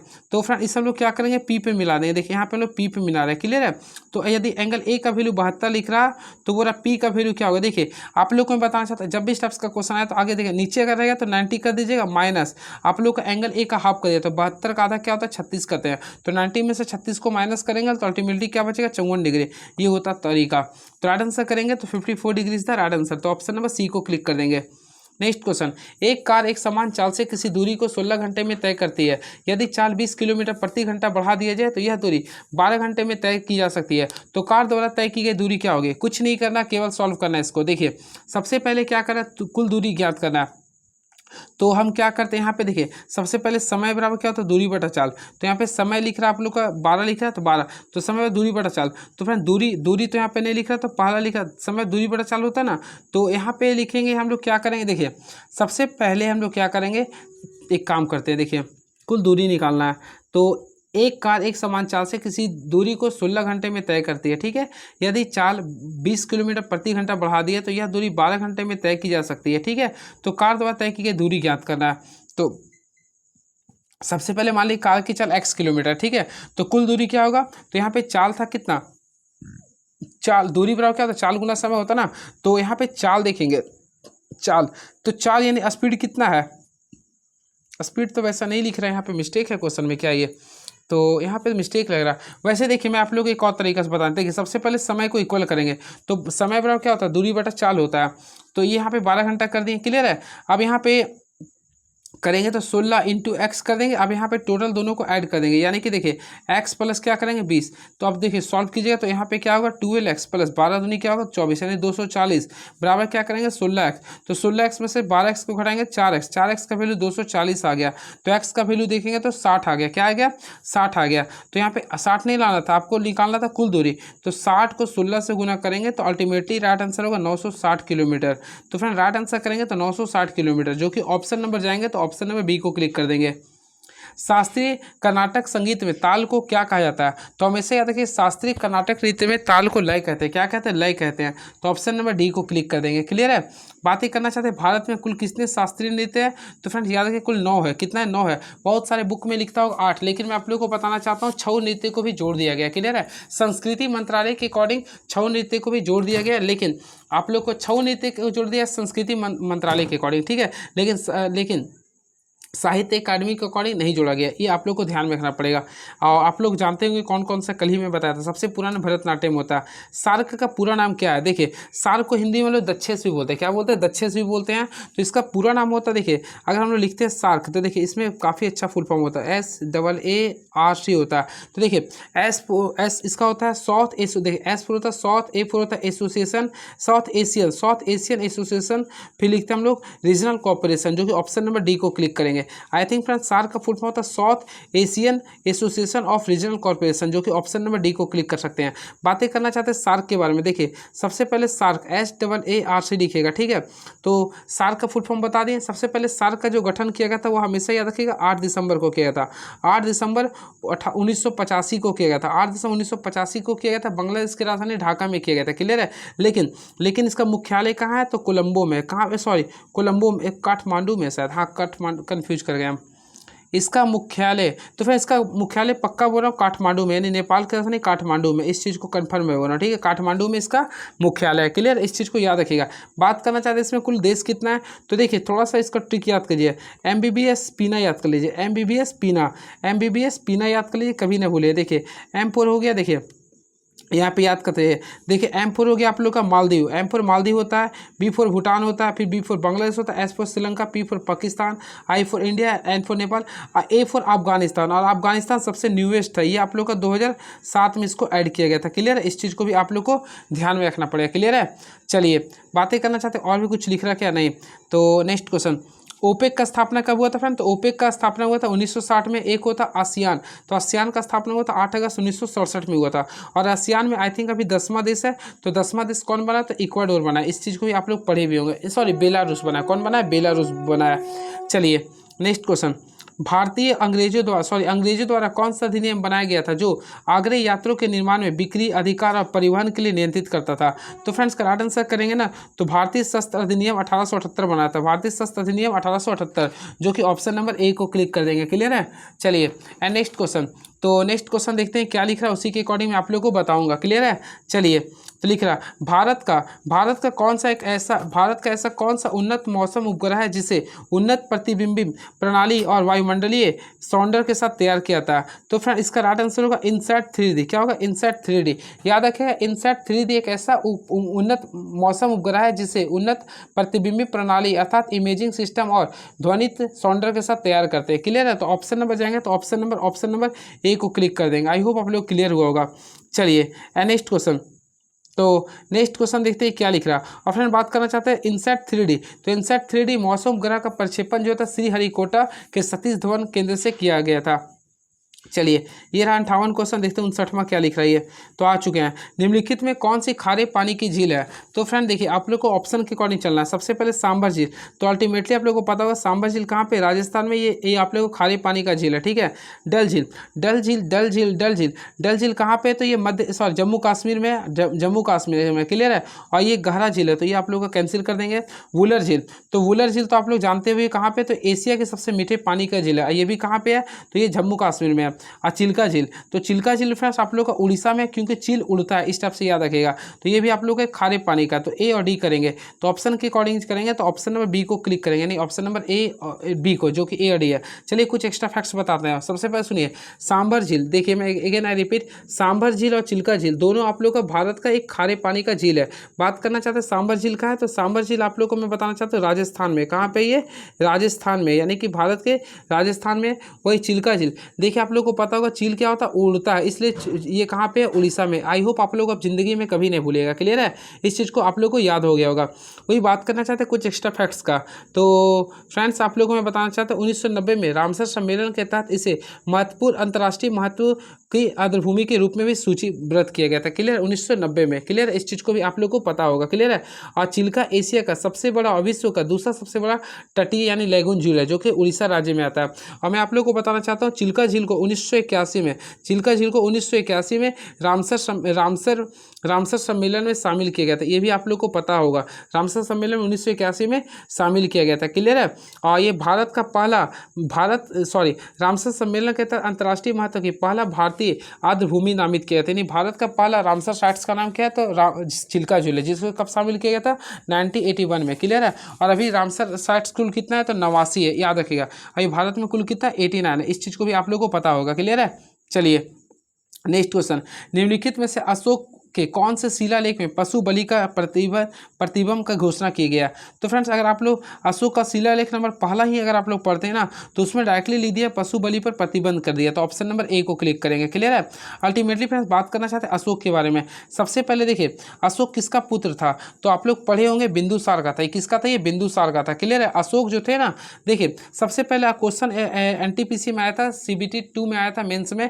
तो अशोक का दादा का नाम क्या था? तो देखिए मैं एक ट्रिक बैठा था MBA। देखिए एम फोर होता है, एम फोर क्या होगा? चंद्रगुप्त मौर्य हो गया। ठीक है? बी क्या हो गया? बिंदुसार, बिंदुसार इसका पापा हो गया। ए फोर अशोक हो गया।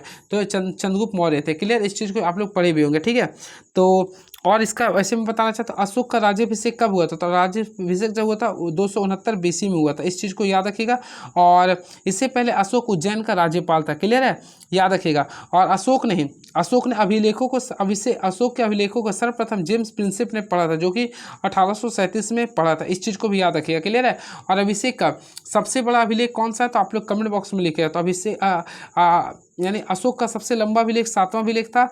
और आप लोग बताइए किस अभिलेख में, यानी कि कुछ था, मैं भूल गया, 13वां अभिलेख में कुछ था, वैसे कंफ्यूज में कर गया हूँ। चलिए नेक्स्ट क्वेश्चन देखते हैं क्या लिख रही है। तो देखते ये सब रीजनिंग को आप लोग खुद से कीजिएगा। वेन डायग्राम, मेज, कछुआ, फर्नीचर। तो फिर देखिए फर्नीचर, ये मान लीजिए कि फर्नीचर के अंदर मेज आ गया, कछुआ अलग हो गया। तो ऑप्शन नंबर बी को क्लिक कर देंगे। ये सब सारे को आप लोग खुद से कीजिएगा, वैसे नीड होगा तो मैं कर दूंगा। क्लियर है? देखता हूँ नेक्स्ट क्वेश्चन क्या लिख रही है।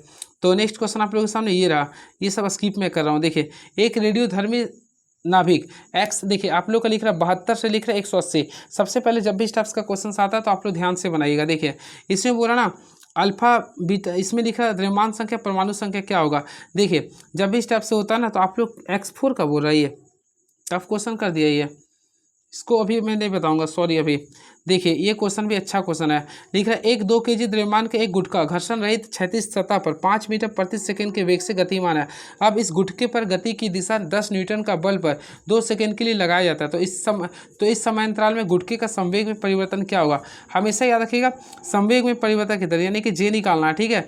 तो जे के लिए निकालेंगे तो F × ΔT लिखेंगे, इंटू क्या करेंगे तो टाइम लिखेंगे। तो यहाँ पे देखिए आप लोग कीजिए फोर्स कितना लिख रहा था? तो फोर्स लिख रहा था 10 न्यूटन, तो 10 न्यूटन कर देंगे। और यहाँ पे हम लोग देखेंगे, यहाँ पे आप लोग देखिए सेकंड कितना लिखा 2, तो 2 10 को इससे गुना करें तो कितना आ गया? 20 न्यूटन आ गया। तो ऑप्शन नंबर है, तो ऑप्शन नंबर है तो 20 kg मीटर पर सेकंड। तो ऑप्शन नंबर बी हो जाएगा। सबसे इजी क्वेश्चन था ये। अब क्वेश्चन आ गया मैथ्स का। देखिए ए, बी और सी एक व्यवसाय में धनराशि का निवेश इस प्रकार करते हैं, इस प्रकार किया जाता है कि ए के हिस्से का 2 गुना, ए के हिस्से का 2 गुना, बी के हिस्से का 4 गुना, सी के हिस्से का 6 गुना, सभी बराबर है। तो बोला इसे 44,000 रुपये अर्जित किया था। तो ए का हिस्सा ज्ञात करा।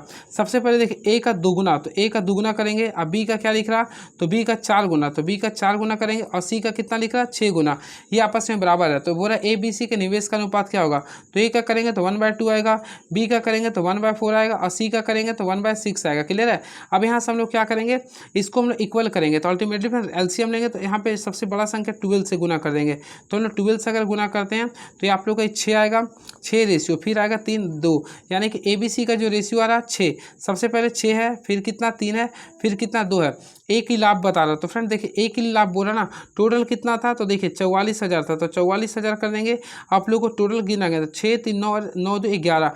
अब इसको कितना से गुना करेंगे, तो 6 से गुना करेंगे। 4 का पाला में 44,000 आएगा आप लोग का, 4,000 में 4 4 24, यानी कि टोटल देखेंगे तो 24,000 आएगा, जो कि ऑप्शन नंबर देखेंगे तो ऑप्शन नंबर सी को क्लिक कर देंगे। चलिए नेक्स्ट क्वेश्चन। ये क्वेश्चन बनाइए। 7 सदस्यों की एक टीम में 6 सदस्यों की औसत आयु 42 वर्ष है, जबकि टीम के 7वें सदस्य की आयु सभी सदस्यों की आयु से 36 वर्ष अधिक है। तो टीम के 7वें सदस्य की आयु क्या होगी, कुछ नहीं करना है। 7वां सदस्य का मान लीजिए एक्स है, ठीक है। तो 7 का मान लेंगे 7x हो गया। अब क्या लिख रहा था, 6 सदस्यों की से कितना 36 वर्ष अधिक है ना। तो देखिए यहाँ पे 6 कर देंगे। क्लियर है। अब यहाँ पे हम लोग क्या करेंगे, इसको हम लोग क्या करेंगे गुना, सॉरी यहाँ पे तो आप लोगों को समझ आ गया होगा ना। अब हम लोग इसको किससे गुना करेंगे, तो 42 से गुना करेंगे। किससे गुना करेंगे, 42 से गुना करेंगे। 6 को 42 से गुना करेंगे बराबर, यहाँ पे x प्लस क्या करेंगे 36 कर देंगे। ठीक है। अगर आप लोग सॉल्व करते हैं तो 7x करेंगे, 42 को 6 से गुना करेंगे 252 आ गया। क्या आ गया 252। अब यहाँ पे क्या करेंगे x प्लस 36 आ गया। यहाँ से सॉल्व करेंगे तो x का वैल्यू आएगा 48। क्या आएगा 48। तो टीम के 7वें सदस्य का बोला था, तो 48 और 36 को जोड़ देंगे तो 84 आएगा, जो कि ऑप्शन नंबर ए को क्लिक कर सकते हैं। Next question.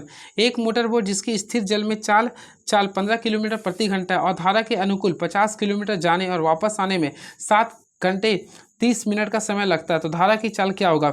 ये अगर आप लोग बनाते हैं तो देखिए इसको थोड़ा लॉन्ग टेकन होगा। सबसे पहले समय बोल रहा आप लोगों का 7 घंटा 30 मिनट, तो इसको तोड़िएगा तो 7 14 15, यानी कि टोटल आएगा समय 15/2 आ गया।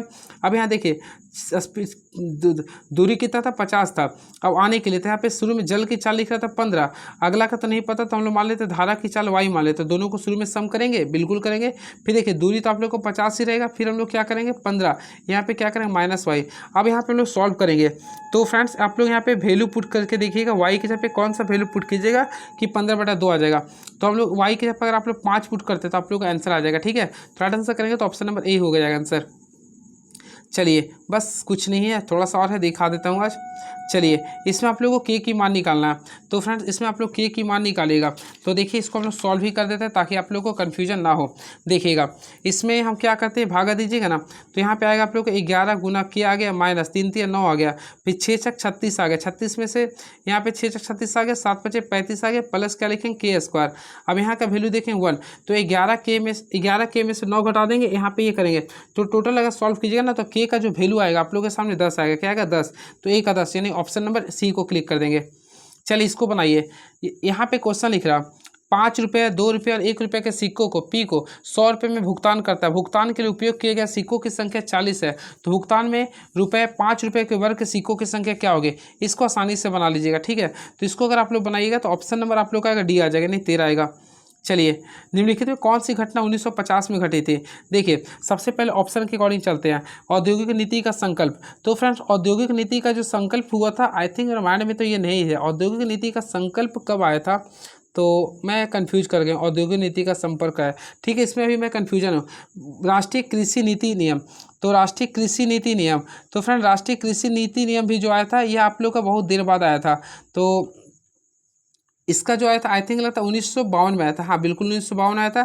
योजना आयोग, तो अल्टीमेटली योजना आयोग का जो स्थापना हुआ था 15 मार्च 1950 को हुआ था। तो 1950 बोल रहा ना, तो ऑप्शन नंबर सी को क्लिक करेंगे।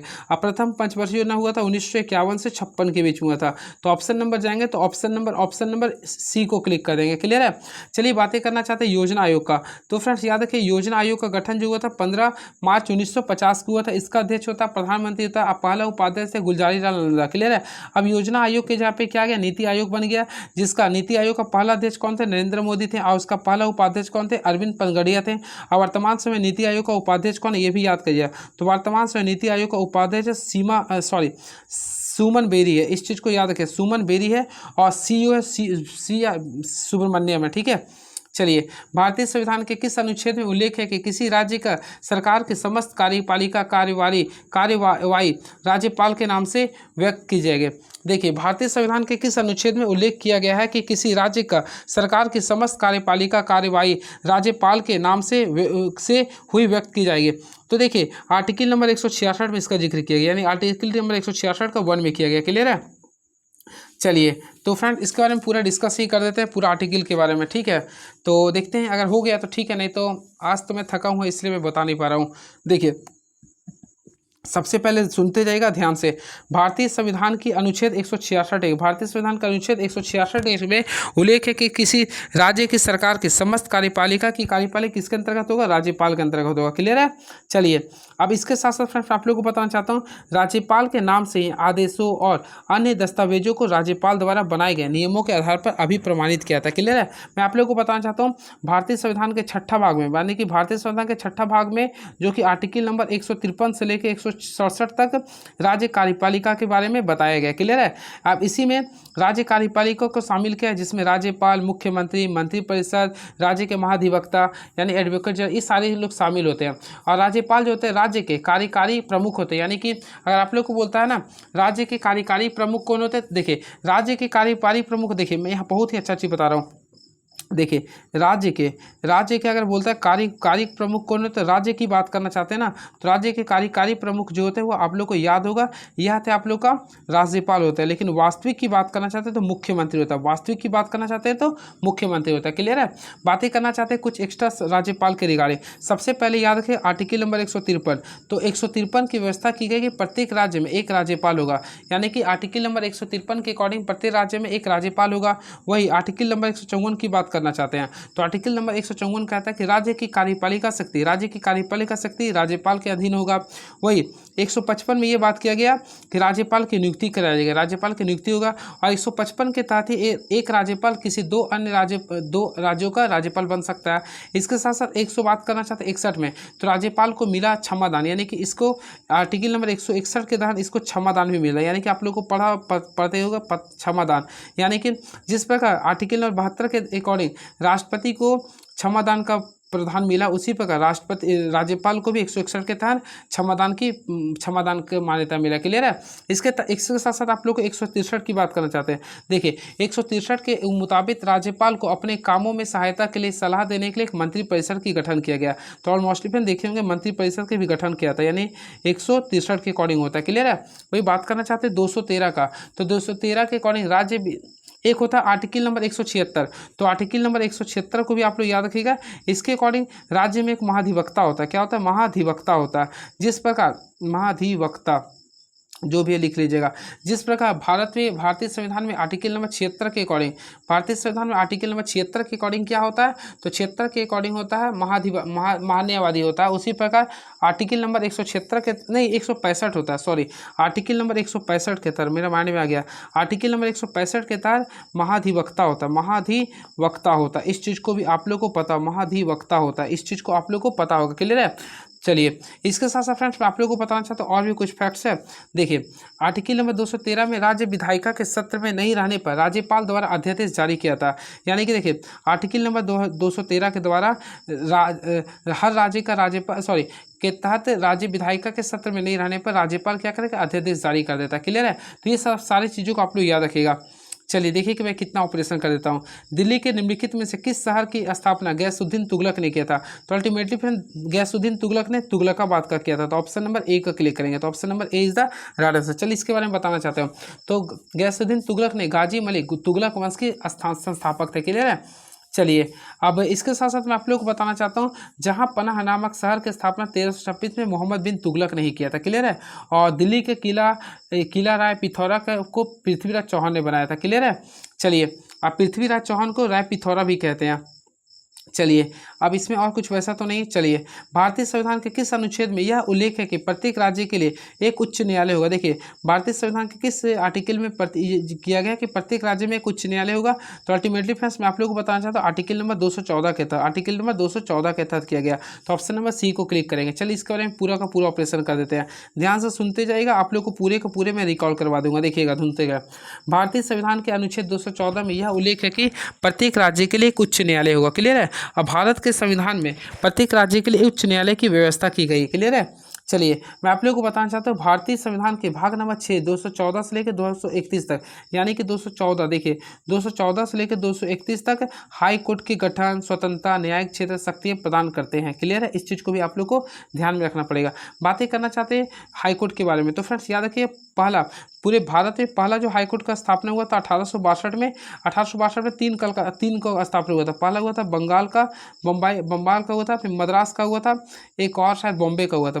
बंगाल, देखिए बंगाल, मद्रास और एक बॉम्बे का हुआ था। ये तीन का हुआ था। क्लियर है। और 1866 में पूरे भारत का सबसे बड़ा इलाहाबाद कोर्ट का स्थापना हुआ था, हाई कोर्ट का। ठीक है। और अभी पूरे भारत में 25 हाई कोर्ट है। कितना है? 25 हाई कोर्ट है, जो कि सबसे न्यू लेटेस्ट जो आप लोग का अमरावती है, जिसका स्थापना कब हुआ था? आई थिंक लगता है 1 जनवरी 2020 को हुआ था। ये भी आप लोग को पता होगा। और केवल 2 ऐसे यूटी जिसका अपना हाई कोर्ट है। तो पहला आप लोग जानते हो कि पहला दिल्ली का एक अपना हाई कोर्ट है। उसके साथ साथ देखिए, उसके साथ साथ जम्मू कश्मीर का भी एक अपना है। ठीक है। इस चीज़ को भी आप लोगों को पता होगा। निम्नलिखित में किसे तोता ए हिंद कहते हैं? तो फ्रेंड अमीर खुसरो को तोता ए हिंद की उपाधि दिया गया था। तो 79 का राइट आंसर करेंगे तो ऑप्शन नंबर सी को क्लिक करेंगे। क्लियर है। याद रखिएगा अमीर खुसरो जो थे ना संत, इसके बारे में कुछ मेरे माइंड में नहीं आ रहा। ये भी कुछ थे फेमस, यानी 8, यानी इसके शासनकाल में कुछ 8 लोग थे। ये कुछ मेरे माइंड में नहीं आ रहा, लेकिन इस टाइप से मैं पढ़ा था। चलिए नेक्स्ट क्वेश्चन, भारत सरकार के पेट्रोलियम एवं प्राकृतिक गैस मंत्रालय के अनुसार 2024 तक भारत में कुल कितनी तेल रिफाइनरी है? तो फ्रेंड्स भारत सरकार के पेट्रोलियम एवं प्राकृतिक गैस मंत्रालय के अनुसार 2024 तक भारत में कुल 23 रिफाइनरी है। कितना? ये 23 है। तो ऑप्शन नंबर जाएंगे तो ऑप्शन नंबर डी को क्लिक कर देंगे। क्लियर। इस चीज़ को आप लोग को ध्यान में होगा। चलिए ये सब तो मैं स्किप के पहले ही बोल दिया था, कर दूंगा आज। चलिए नेक्स्ट क्वेश्चन देखते हैं क्या लिख रहा है ये। तो नेक्स्ट क्वेश्चन अगर आप लोग का जीएस होगा तो मैं बताऊंगा, बाकी रीजनिंग को आज एक भी रीजनिंग नहीं। देखिए निम्नलिखित में कौन सा कोशिकीय प्रक्रिया केवल अवायवीय श्वसन में होती है? देखिए अवायवीय की बात करना चाहते हैं तो फ्रेंड्स आप लोग को पता होगा अवायवीय श्वसन जो होता है केवल किण्वन में होती है। तो ऑप्शन के अकॉर्डिंग चलेंगे तो ऑप्शन नंबर डी को क्लिक करेंगे। क्लियर है। चलिए नेक्स्ट क्वेश्चन, जैव आवर्धन की घटना निम्नलिखित में से किस प्रदूषक के संदर्भ में सबसे अधिक प्रासंगिक होती है? तो ये जो होता है आप लोग का पारा में होता है, यानी ऑप्शन नंबर सी को क्लिक कर देंगे। पारा का संकेत Hg होता है, परमाणु संख्या 80 होता है। एक मीनार का उन्नयन कोण 30 डिग्री और मीनार की ओर 20 मीटर चलने पर उन्नयन कोण 60 डिग्री होता है। तो मीनार की ऊंचाई ज्ञात कर। देखिए सबसे पहले मान लीजिए मीनार है ये। अब देखिए मीनार के साथ हम लोग क्या करते हैं, यहाँ पे पहला एंगल देख रहे हैं 30 डिग्री था। अब उन्नयन कोण क्या करें, ये आ रहे थे, यहाँ पे क्या हो जाएगा 60 डिग्री हो जाएगा। यहाँ पे आप लोग का 30 था। ठीक है। हम लोग मान लेते ए है आपका, ये आपका क्या है, ये बी है, ये आपका सी है। ठीक है। हम लोग यहाँ पे मानेंगे टी। अब बोला ना 20 मीटर चलने पर मान लीजिए 20 मीटर था। अब 20 मीटर चलने पर इसका ऊंचाई ज्ञात करना। तो देखिए 30 से अगर 60 हो, देखिए 30 डिग्री से 60 डिग्री अगर होते हैं ना तो हमेशा याद रखिएगा 30 से अगर 60 होते हैं ना तो आप लोग का जो 20 है इसका हाफ कर देगा, यानी कि 10 हो गया। अब यहाँ से हम लोग इसका निकालना तो इसको √3 से गुना करेंगे, यानी 10√3। ऑप्शन नंबर ए आप लोग का शॉर्टकट में आंसर आ जाएगा। ठीक है। तो ऑप्शन नंबर ए को क्लिक कर देंगे। सबसे ईजी क्वेश्चन था ये। चलिए आई थिंक मैं आप लोग को ट्रिक से भी बता देता हूँ ताकि आप लोग को लगे ना कि हम नहीं सीखे हैं। देखिए सबसे पहले हाइट एंड डिस्टेंस का एक कंसेप्ट होता है। देखिए इस टाइप से आप लोग बनाए होंगे। देखिए इसमें डबल में आता है। अगर आप लोग का यहाँ का एंगल 30 डिग्री लिख रहा है, ठीक है, और उसी प्रकार यहाँ का अगर आप लोग के सामने 60 लिख रहा, तो हमेशा याद रखिएगा ये 30 के सामने जो वैल्यू तो वह दुगुना होता है कंपेरिजन टू 60 डिग्री का। क्लियर है। और यहाँ पे जो 60 के सामने आता है वह 1 गुना होता है, यानी √3 होता है। तो ये होता है। अब बताइए यहाँ पे 2 का वैल्यू कितना दिया था? तो अल्टीमेटली मैं आप लोग को बताया था यहाँ का जो वैल्यू दिया था 20 दिया था। तो 2 का वैल्यू 20 था, तो 1 का वैल्यू 10 होगा। अब 1 को 10 से गुना करें, 10 को √3 से गुना करें तो क्या होगा 10√3। सिंपल तो क्वेश्चन था ये। यदि बहुपद x² + 8x + 15 के मूलों के वर्गों का योग 34 है तो k का मान ज्ञात करना। कुछ नहीं करना, कुछ भी नहीं करना। सबसे पहले देखिए मूलों के वर्गों का योग बोला, तो फ्रेंड्स हम लोग क्या करते हैं मूलों के वर्गों का योग। तो देखिए मान लो एक मूल होता है, एक अल्फा होता है, तो इसका स्क्वायर कर देंगे। फिर देखिए एक होता है बीटा, तो मूलों के वर्गों का योग कितना लिख रहा था आप लोग के सामने 34। ये तो आप लोग के सामने दिया हुआ है। तो हम लोग जानते हैं, देखिए आप लोग बताइए अल्फा प्लस बीटा का फॉर्मूला क्या होता है, माइनस वी बाई, तो माइनस वी बाई करेंगे तो -8 आ गया। अब बताइए अल्फा इंटू बीटा का फॉर्मूला क्या होता है, सी बाई ए, तो यहाँ पे केवल और केवल 15 किया आएगा। ठीक है, और हम लोग क्या करेंगे, अल्फा प्लस, देखिए आप लोग को ये इक्वेशन याद रखना पड़ेगा। देखिए थोड़ा सा ध्यान दीजिएगा, अल्फा प्लस बीटा का वैल्यू क्या लिखे थे, माइनस वी बाई, यानी -8 था तब, और अल्फा इंटू बीटा का वैल्यू आई थिंक लाए थे 15 लाए थे। अब क्या करेंगे, दोनों साइड स्क्वायर करेंगे, तो देखिए अल्फा प्लस बीटा का स्क्वायर करेंगे तो यहाँ पे अल्फा स्क्वायर होगा, प्लस क्या होगा, बीटा स्क्वायर होगा, प्लस 2 अल्फा इंटू बीटा हो गया, यानी 2 अल्फा इंटू बीटा हो गया। अब -8 का स्क्वायर करेंगे तो ओनली फॉर 64 आएगा। अब देखिए alpha square plus beta square का वैल्यू निकालना था तो हम लोग रहने देंगे। देखिए alpha square plus beta square करने देंगे 2, अल्फा इंटू बीटा का वैल्यू 15 लिख रहा है तो 15 लिख देंगे, यहाँ बराबर क्या करेंगे 64। अब 64 में से 30 को घटा देंगे तो फ्रेंड्स कितना आएगा, 34 आ जाएगा। क्या आएगा, 34, कितना आ गया 34। तो alpha square plus beta square का वैल्यू आ रहा है यहाँ पे 34 आ रहा है। ठीक है, तो यहाँ पे देखिएगा, थोड़ा सा ध्यान रखिएगा, यहाँ पे थोड़ा सा ध्यान दीजिएगा क्योंकि यहाँ पे क्वेश्चन को घुमाया हुआ है। ठीक है, तो यहाँ पे हम लोग देखिए, यहाँ पे थोड़ा सा देखिएगा, यहाँ पे अगेन आई रिपीट, यहाँ पे आप लोग का जो क्वेश्चन था alpha square plus beta square था। ठीक है, plus 2 into alpha into beta बराबर था आप लोग का 64 था। क्लियर है, अब यहाँ पे alpha square plus beta square का वैल्यू तो 34 था, 34 ले देंगे। अब यहाँ पे 2 कर देंगे, अब अल्फा इंटू बीटा का वैल्यू निकाले थे तो 15 के था, यहाँ मैं मिस्टेक किया था, बराबर 64 कर देंगे। अब देखिए 15 दूनी क्या होता है 30, तो यहाँ पे 30 के बराबर लिखेंगे। ये 64 में से 34 को घटा देंगे तो क्या बचेगा, 30 बचेगा। ये 30 कैंसिल हो गया तो के का वैल्यू अल्टीमेटली 1 आएगा। तो राइट आंसर करेंगे तो के का वैल्यू 1 आएगा, यानी option number A is the right answer. 1 millimetre में कितने किलोमीटर होते हैं, सबसे पहले फ्रेंड देखिए 1 मिलीमीटर, तो 1 मिली बराबर होता है देखिए 10⁻⁻³ होता है, आप लोग पढ़े होंगे। तो देखिए deci centi milli micro nano, तो देखिए आप लोग को किलोमीटर के लिए बात करना तो आप लोग का 6 हो जाएगा, यानी ऑप्शन देखिए आप लोग को कुछ नहीं करना। 1 मिलीमीटर, तो 1 मिलीमीटर बराबर होता है 10⁻³ होता है। क्लियर, यहाँ पे लिख देंगे मैं कितने किलोमीटर था, 1 किलोमीटर कितना होता है, देखिए deci centi milli micro, kilo में आप लोग यहाँ पे केवल 3 लिखिएगा। ठीक है, तो आप लोग सॉल्व कर लीजिए ना, एक है यहाँ पर 10⁻³ है, अब ये भी ऊपर जाए तो माइनस हो जाए तो 10⁻6 होगा। अब इसको करेंगे तो यहाँ पर 1 करेंगे, नीचे 6 जीरो कर देंगे, 1 2 3 4 5 6, तो अब इसको पॉइंट में लगाए तो 0.0, यानी कि यहाँ पे टोटल कितना जीरो देंगे, तो अल्टीमेटली हम लोग इसमें 5 जीरो देंगे। ठीक है, 3 2 5 देंगे, तो 2 3 4 5 जीरो देंगे, 1 दे देंगे, तो ऑप्शन नंबर सी को क्लिक कर दीजिएगा। बस 3 क्वेश्चन, एक 91 हो गया, 2 कुछ होना है। 1 से 100 के मध्य की कितनी संख्या है 6 और 8 से पूर्णतः विभाज्य होगी। तो फ्रेंड्स 1 से आप लोग को 100 की कितनी संख्या 6 और 8 से विभाज्य होगी ना, तो हम लोग क्या करेंगे 6 और 8 के एलसीएम निकालेंगे, 24 होगा, तो 24 को हम लोग क्या करेंगे 100 से डिवाइड कर देंगे, तो यहाँ पे कितना आएगा 24 × 96, यानी कि 4 होगा। तो ऑप्शन के अकॉर्डिंग चलेंगे तो ऑप्शन नंबर डी को क्लिक कर देंगे। 1 और 100 के बीच आने वाली जुड़वा अभाज्य संख्या के युग्मों की संख्या क्या होगी, तो 1 से 100 के बीच जो टोटल आता है 8 आता है, कितना आता है 8 आता है, आप लोग देख लीजिएगा। आई थिंक मैं आप लोग को बता देना चाहता हूँ कैसे, सबसे पहले 3 5 होगा, फिर 5 7 होगा, यानी कि जिसके बीच एक ही का डिफरेंस आता है, फिर 11 13 इस टाइप से कि टोटल 8 हो जाएगा। एक पासा को 2 बार फेंका जाता है, तो 2 बार फेंके जाने पर 7 का योग होने की प्रायिकता क्या होगी।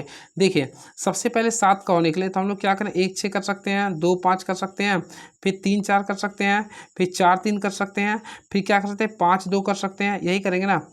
4 5 2 कहाँ से कहते रिपीट हो गया ये, तो ऐसा करना जो बार बार रिपीट ना हो, तो यही होगा 5 2 भी तो हो ही जाएगा, हाँ बिल्कुल हो जाएगा। तो टोटल कितना हो रहा, अब एक 6 भी होगा, तो टोटल 1 2 3 4 5 6, तो फ्रेंड 6/6 करें, 6/36 यानी 1/6 होगा, जो कि ऑप्शन नंबर जाते हैं तो डी को क्लिक कर देंगे।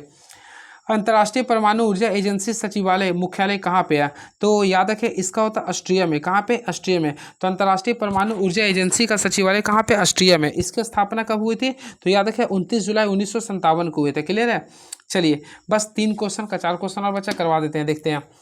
इसरो द्वारा इनसेट 3DS नामक उपग्रह को किस लॉन्च व्हीकल से लॉन्च किया गया था, तो इसके लिए याद रखिएगा GSLV F14 से, GSLV F14 से, तो ऑप्शन नंबर सी को क्लिक कर देंगे। क्लियर है, चलिए अब नेक्स्ट क्वेश्चन देखते हैं क्या लिख रहा है ये। तो फ्रेंड नेक्स्ट क्वेश्चन आप लोगों के सामने ये रहा, तो देखते हैं कैसा लगा ये। किस संस्था ने तकनीकी गड़बड़ियों की रिपोर्टिंग के लिए iSpot पोर्टल लॉन्च किया था, तो इसका राइट आंसर होगा ऑप्शन नंबर बी कर लिए, यानी सेबी। तो फ्रेंड सेबी ने किया था। ठीक है, सेबी की स्थापना मैं बता दिया था इससे पहले वीडियो में, 12 अप्रैल 1988 को हुआ था। इसका मुख्यालय मुंबई है और इसका वर्तमान अध्यक्ष कौन है, माधवी पुरी बुच है। इसको भी याद रखें, इसका अभी वर्तमान अध्यक्ष कौन है, माधवी पुरी बुच है। और नाबार्ड का अध्यक्ष कौन है, मैं कन्फ्यूजन में इसलिए मैं नहीं बता पा रहा हूँ। ठीक है, नाबार्ड का कौन है, भूल गया। वैसे नाबार्ड का स्थापना हुआ था शिवरमन समिति के आधार पे हुआ था, 12 जुलाई 1982 को हुआ था। और सेबी देखिए बता ही देते ना नाबार्ड की स्थापना, तो सेबी 12 इसका लिखिएगा 12 जुलाई को हुआ था, 12 जुलाई 1982 को हुआ था नाबार्ड का शिवरमन समिति के आधार पे। और सेबी की स्थापना की बात करना चाहते हैं तो सेबी बहुत ही इंपॉर्टेंट है, जो कि इसका भी 12 को ही हुआ था, लेकिन वही अप्रैल में हुआ था, 12 अप्रैल 1988 को हुआ था। इस चीज़ को याद रखिएगा। और सेबी का वर्तमान अध्यक्ष कौन है, तो माधवी पूरी बुच है। इस चीज़ को भी याद रखें। सेबी का अध्यक्ष कौन है, ये क्वेश्चन शायद आ जाए, तो माधुरी दीक्षित है, यानी याद रखें ना माधुरी है। कौन है ये, माधुरी पूरी बुच है। इस चीज़ को आप लोग आई होप याद किए होंगे। क्लियर है। चलिए आरबीआई के वर्तमान अध्यक्ष कौन है फ्रेंड, तो ये आप याद करेंगे संजय मल्होत्रा होते हैं। सुप्रीम कोर्ट ने जलवायु परिवर्तन के प्रतिकूल प्रभावों के खिलाफ अधिकार को शामिल करने के लिए संविधान के किस अनुच्छेद के दायरे का विस्तार किया था, तो इसके लिए अगर मैं आप लोगों को बताना चाहता हूं तो देखिए अनुच्छेद नंबर 14 और 21 दोनों को किया था, तो ऑप्शन नंबर डी को क्लिक करें। इसके बारे में आप आर्टिकल पढ़ना सुनेगा। सुप्रीम कोर्ट ने जलवायु परिवर्तन के प्रतिकूल प्रभावों के खिलाफ अधिकार को शामिल करने के लिए अनुच्छेद 14, देखिए अनुच्छेद 14 और अनुच्छेद 21 के दायरे का विस्तार किया था। क्लियर है। तो सुप्रीम कोर्ट ने जलवायु परिवर्तन के विरुद्ध मौलिक अधिकार को मान्यता देते हुए अनुच्छेद 21 और 14 से जोड़ा और भारत को सौर ऊर्जा परिवर्तन पर बल दिया था। क्लियर है। चलिए इसके साथ साथ मैं ऑप्शन से अकॉर्डिंग खेल देता हूँ। देखिए आर्टिकल 14, तो आर्टिकल 14 ये होता है विधि के समझ समानता का अधिकार को प्रभाव देता है। आर्टिकल 21, तो आर्टिकल 21 में प्राण और दैहिक स्वतंत्रता का संरक्षण प्रभाव करता है। वही 22 वाला तो फ्रेंड मैं ही है। अब देखिए एक होता है 48A, देखिए 48A भी होता है, तो 48A के तहत पर्यावरण तथा वन्य जीवों का संरक्षण का भी प्रावधान किया गया। Last question, second last, ISSF junior विश्व चैंपियनशिप 2024 के पदक तालिका में भारत का कौन सा स्थान था, तो फ्रेंड इसमें पहला स्थान था। तो भारत ISSF जूनियर विश्व चैंपियनशिप 2024 के पदक तालिका में प्रथम स्थान रखा था। क्लियर है। चलिए लास्ट क्वेश्चन, फरवरी 2024 में टाटा स्टील शतरंज स्टार्स का मास्टर का खिताब किसने जीता था, तो देखिए इसका जो जीता था आर प्रज्ञानंद ने, तो ऑप्शन नंबर बी को क्लिक करेंगे। तो याद रखें फरवरी 2025 में आर प्रज्ञानंद ने टाटा स्टील शतरंज मास्टर्स का खिताब जीता था। क्लियर है। तो ये आप लोग का ओवर हो गया। और सबसे युवा बोलेंगे तो सबसे युवा जो जीता था डी गुकेश, और इसको इस बार आप लोग को ध्यानचंद अवार्ड भी मिला था। क्लियर है। इस चीज़ को आप लोग को ध्यान में रखना पड़ेगा। 2024 में वो जीते थे। चलिए तो ये रहा आप लोग का 100 क्वेश्चन। शायद इसमें आप लोग के बहुत सारे क्वेश्चन को मैं केवल और केवल देखिए रीजनिंग को मैं छोड़ दिया था, तो ये रहा। अब मेरे पास एक देखिए कहीं कन्फ्यूजन हो तो आप लोग देख सकते हैं। मेरे पास एक कन्फ्यूजन आ रहा था जो अभी नाबार्ड वगैरह का मैं अध्यक्ष मेरे माइंड में नहीं था, तो चलिए उसको भी रिकॉल करवा देते। बस 2 मिनट टाइम दीजिएगा, 2 मिनट। तो फ्रेंड्स अभी आप लोग के सामने मैं थोड़ा सा अध्यक्ष वाले में फंस चुका था। तो देखिए अगर आप लोग को दिया होगा तो उसके अकॉर्डिंग मैं याद करवा दूंगा। देखिए इसमें कहाँ पे दिया होगा, देखिए भारत के प्रमुख पदाधिकारी, तो भारत के ये है CEO हो गए। यहाँ पे देखते हैं कहीं पे दिया होगा तो मैं पूरे का पूरे करवा दूंगा, क्योंकि ये इंपॉर्टेंस क्वेश्चन GI टैग ये आप लोग के बीच में होमवर्क है। मैं सारी चीज़ को मैं खुद करवाऊंगा आप लोग के बीच में, ठीक है। तो ये आप लोग का टॉपिक मुझे इतना पढ़ाना है, जो कि मेरे पास बहुत बड़ा प्रेशर है। तो कहाँ पे गया वो, कहाँ पे होगा, देखिए आप लोग जानते भी होंगे। इसमें आप लोग देखिएगा ना प्रमुख सम्मेलन नहीं बल्कि प्रमुख योजनाएं नहीं, इसमें अगर देखेंगे प्रमुख कंपनी CEO भी नहीं देखना है, पदाधिकारी यानी कि ऑप्शन दी जाते हैं, यानी कि 22वां पेज नंबर देखते हैं। आई थिंक 22वां पेज नंबर में अगर मिल गया तो ठीक है, नहीं तो फिर देखते हैं 22वां पेज नंबर एंट्री करना है। तराना फेस्टिवल ये पेज नंबर कितना में है, तो ये 109 में आ गए हम लोग। देखते हैं 22वां पेज नंबर कहाँ पे, ये तो और पीछे हम लोग, ये बहुत पीछे हो गए हम लोग, आगे हो गए।